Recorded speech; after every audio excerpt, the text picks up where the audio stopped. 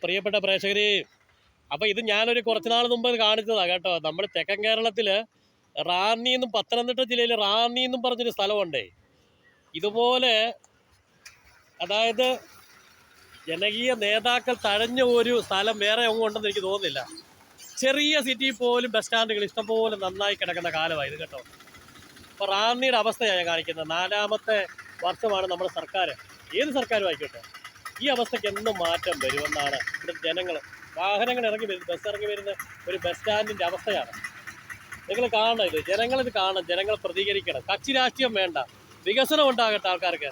പക്ഷേ ഈ നാടിലുണ്ടാകുന്ന എന്തൊക്കെ പദ്ധതികളാണ്, എല്ലാം വെള്ളപ്പേപ്പറിലാണ്, എല്ലാം വെള്ളപ്പേപ്പറിൽ, പദ്ധതികളെല്ലാം വെള്ളപ്പേപ്പറിലും പ്രഖ്യാപനത്തിലുമാണ്.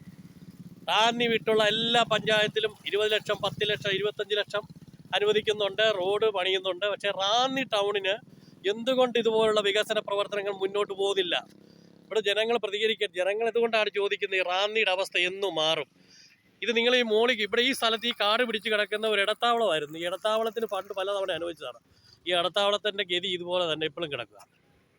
നേരെ നോക്കിയാൽ ഒരു കൂന കാണാം കേട്ടോ. ആ കൂന KSRTCയുടെ ഒരു പഴകിയ ഒരു ദ്രവിച്ചു പോകുന്ന ഒരു കെട്ടിടമാണേ കേട്ടോ. അവിടെ പഞ്ചായത്തിൻ്റെ സ്ഥലം, പഞ്ചായത്ത് വേസ്റ്റൊക്കെ കൊണ്ട് കൂട്ടുന്ന ഹരിതകർമ്മസേനയൊക്കെ ശേഖരിക്കുന്ന സ്ഥലം. ഇവിടെ ഒരു കാൽനട യാത്രക്കാരന് പോലും പോകാൻ പറ്റത്തില്ല കേട്ടോ. അതേ അവസ്ഥയിലാണ്. ചെളിക്കുണ്ട, മൊത്തം കുഴികളാണ്.